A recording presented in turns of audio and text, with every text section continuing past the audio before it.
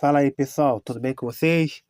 Vamos continuar com a série que eu tinha prometido sobre as dicas comuns o que eu recebo sobre a questão do desemprego, né?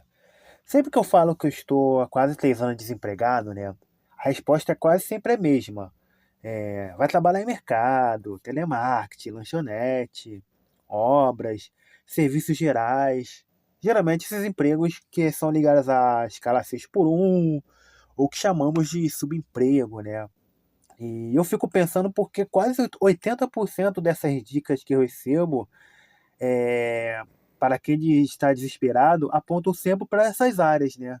Aí eu fico perguntando, será que é realmente a solução ou é só uma forma de empurrar o problema para baixo do tapete? Porque esses conselhos costumam vir com dois argumentos, né?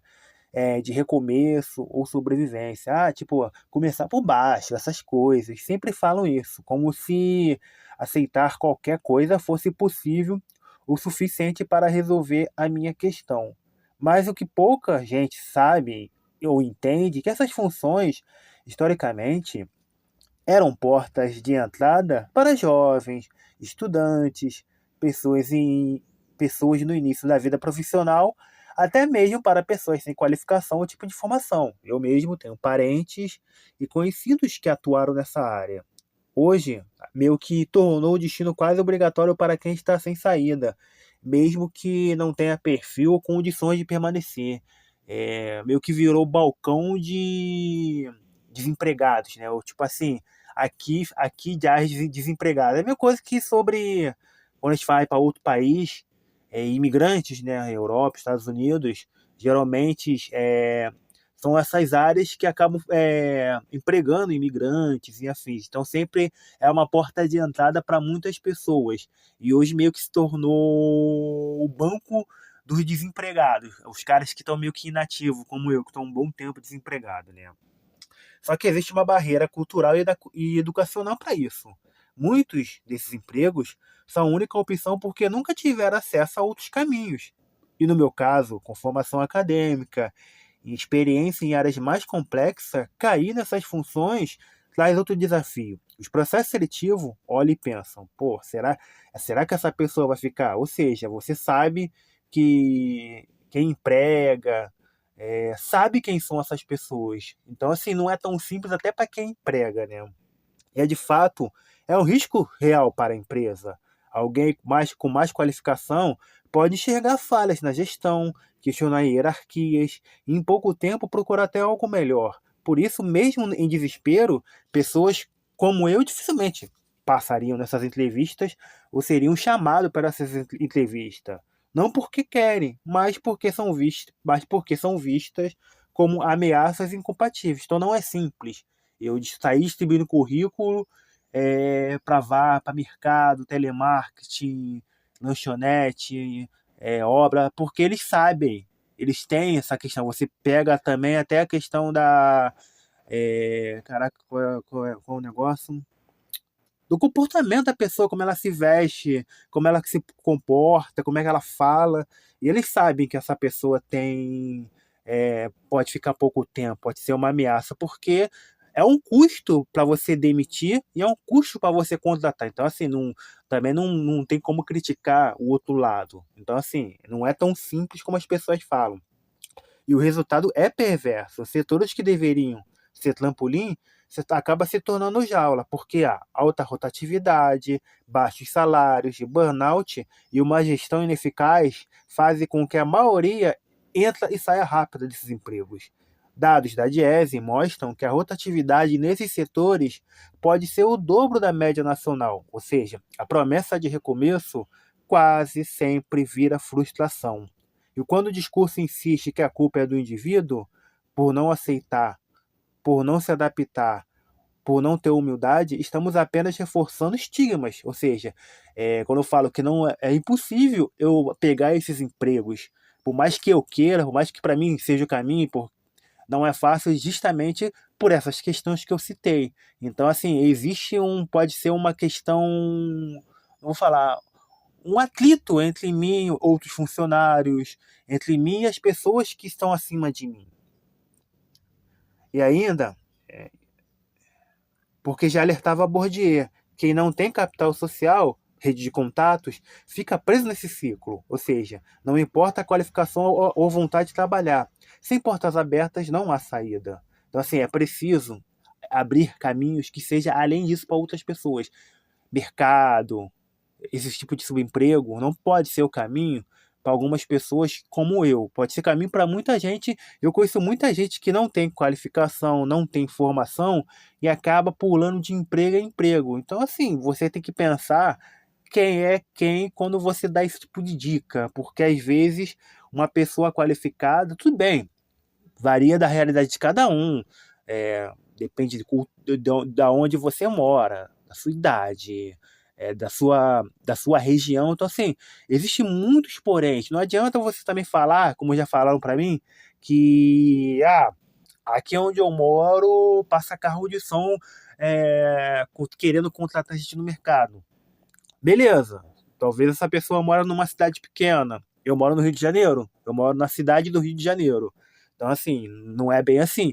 Eu moro num bairro afastado dos grandes centros, do centro e dos bairros da Zona Sul, da Sudoeste agora. Então, não é. Aí começa a complicar outras questões. E sem falar que mercado, lanchonete, vão fechando, enfim. Ainda é outro ponto a ser ignorado, né? O futuro dessas funções, inteligência artificial, autoatendimento, aplicativos e robôs já estão reduzindo vagas em mercados, telemarketing, lanchonete e serviços básicos. Por exemplo, você procura no Google Bob's atendimento digital, atendimento sem funcionários. O Bob lançou uma loja em julho aqui no Rio de Janeiro, é um robô entregando milkshake, ou seja, é uma loja, acredito, eu não lembro da reportagem, não, também não quis pesquisar de novo. É uma loja sem funcionários. Se você vai em muitos mercados, alguns hipermercados, uma vez eu fui no Carrefour, já estava lá, caixa automático. Você vai numa Renner da vida, caixa automático. Cinema, exposições, CCBB, por exemplo, tem um guichê cinema lá aqui em Bangu, no Bangu Shopping. Mano, são 10 computadores para você retirar o ingresso e um atendente. Isso quando tem atendente para você comprar o ingresso com ele. Então, assim, é preciso entender que mesmo com alternativas de sobrevivência, esse processo de extinção é uma redução drástica. Ou seja, não vai futuramente, é um futuro bem próximo, você indicar essas pessoas, vai trabalhar no mercado, vai trabalhar no telemarketing, vai ser mais uma área de alta competitividade, porque além de continuar sendo o primeiro emprego de muita gente, a porta de entrada de muita gente, não vai ser o caminho para todo desempregado em desespero. Então, assim, a gente precisa pensar muito quando a gente dá esse tipo de dicas, porque são profissões que em menos de 10 anos, em várias reportagens de jornais, de pesquisadores, que vão ser extintas em menos de 10 anos. Então, precisa pensar. Então, assim, não tem como tratar o desemprego apenas como falta de vontade ou falta de umidade, porque isso é um erro grave. O problema do desemprego, eu já disse, é estrutural, porque envolve desigualdade, capital social, cultura e escolhas políticas que moldam o mercado de trabalho. Então, assim, precisamos refletir bastante sobre essa questão de tratar o desemprego como culpa do indivíduo e achar que o indivíduo quer escolher qualquer emprego. Às vezes, nem todo indivíduo quer escolher qualquer emprego. Mas você precisa entender que pessoas complexas, que são minorias, que no caso eu faço parte, infelizmente, não é o caminho. Não é o caminho. Então a gente precisa entender isso, porque se enquanto continuarmos a repetir essas frases prontas, vamos seguir empurrando milhões para a precariedade, para a insegurança alimentar e para as ruas. E depois, como sempre, a culpa sempre vai recair de pessoas como eu e do indivíduo que passa por situações parecidas com a minha. Então, assim, eu quero abrir essa conversa. Você que é desempregado e está ouvindo isso, você já ouviu essa frase, vai trabalhar em mercado ou telemarketing, como se fosse solução mágica? Como é que você recebe quando recebe esse tipo de mensagem?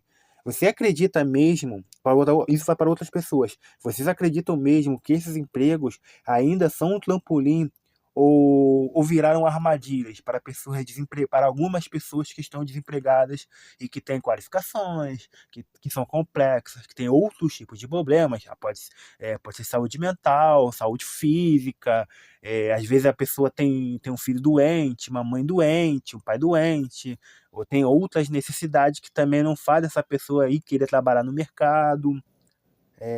Ou você acha, e o que você acha que deveria mudar como a sociedade enxerga o desemprego? Como você vê que a pessoa, como você acha que as pessoas deveriam enxergar o desemprego?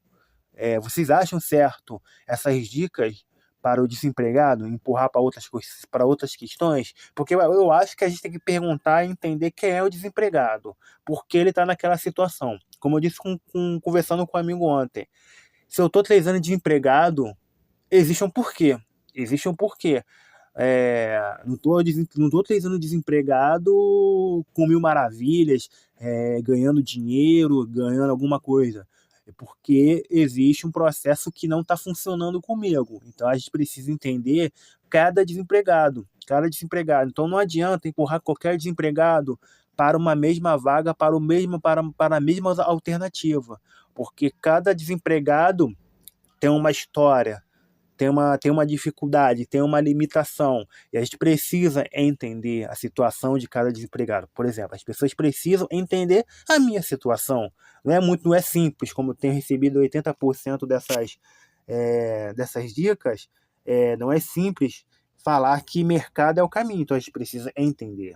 Então, assim, se você passou por alguma dessas situações, deixe seu comentário, curta esse vídeo, compartilhe e se inscreva no canal.